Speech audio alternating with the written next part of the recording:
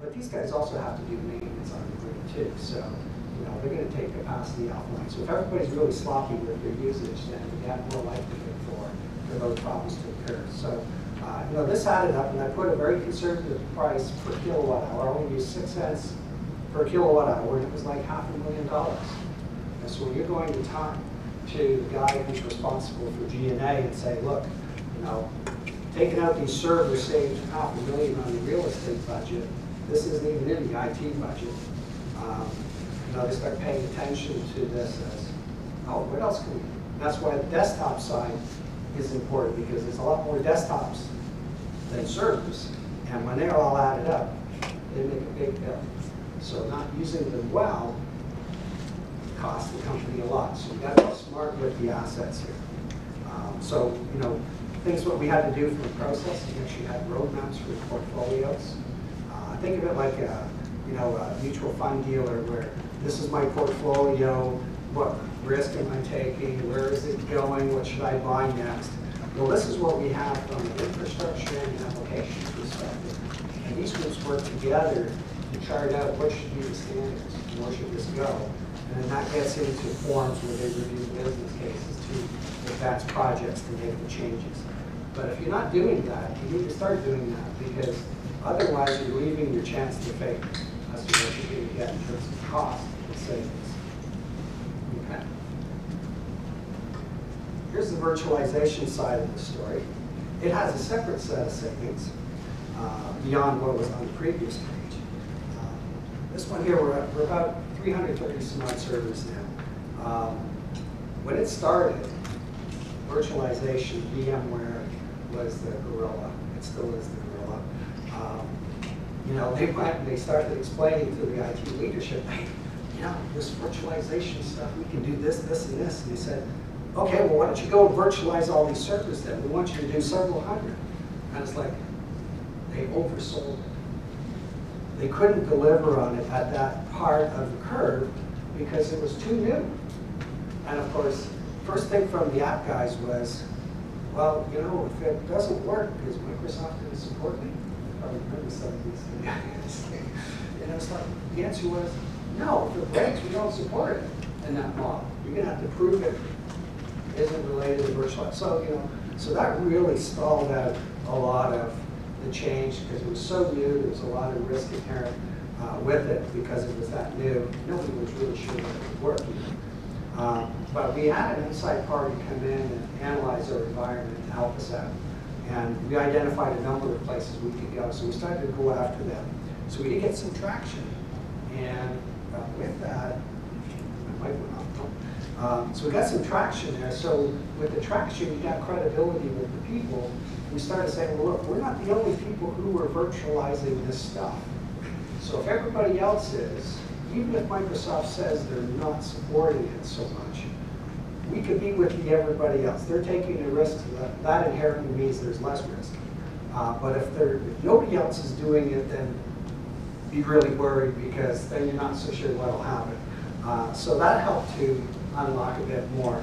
Whereas nowadays, our small server is actually a virtual server. Even we put some medium servers as virtual servers. And what we found is the most important thing you got to do is memory planning for what do these things need. And don't scrimp when you're giving out VMs. Because the last thing you need when you're trying to go virtual is to be so close to the wire on your provisioning that the application people are getting crappy service. So therefore, it'll undermine where you want to go. So we took that into account. This worked very well. So you can see got a nice trend. I'd love to see some more of the Unix stuff in here, but Unix still seems to be very immature, although we are doing some work with HP and Sun on their products, but clearly they're nowhere in the same league as what you can do with the VMware or Linux or Microsoft environments. But if you look at our savings, based on not buying a number of servers, it's just under $1 million now. The energy from that alone is about $100,000 a year that you're not spending, and that's 300 boxes that aren't going to landfill.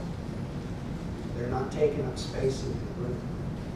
The console to manage these things on your virtual center is incredibly powerful and insightful to allow you to manage these virtual environments, and it's only getting better.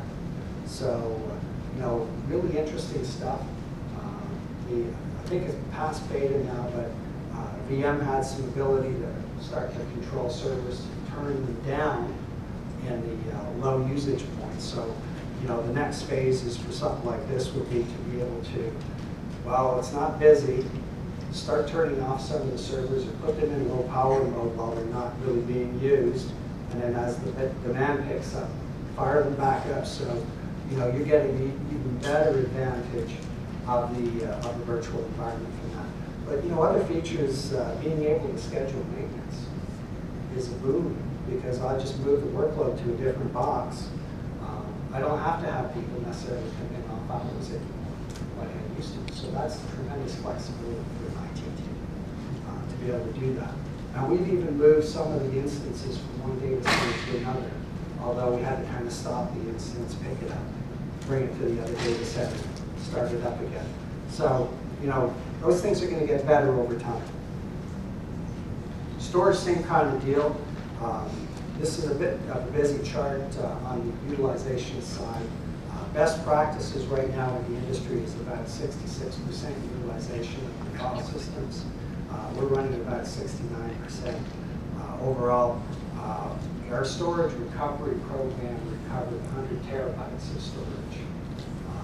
This avoided us having to buy a lot and use what we have a lot better. Also buying some of the newer brands of storage, like even from the same vendor, the features on the low-end stuff are starting to mirror some of the high-end stuff, so you don't have to buy the high-end anymore and still get very good performance, but at considerably less energy use, as well as cost. So when we talk low-cost storage, that does not mean cheap storage. Well, cheap, like bad cheap. It means cheap like it's low energy, low cost, and works very reliably for the user. But to do this, you've got to put a lot of oversight into what you've got out there and manage it, because everybody thinks because they can go to Future Shop or Best Buy and buy that 1 terabyte drive now for $100, I guess they are. Well, that's only part of the cost. There's a whole bunch of other costs that people seem to forget about.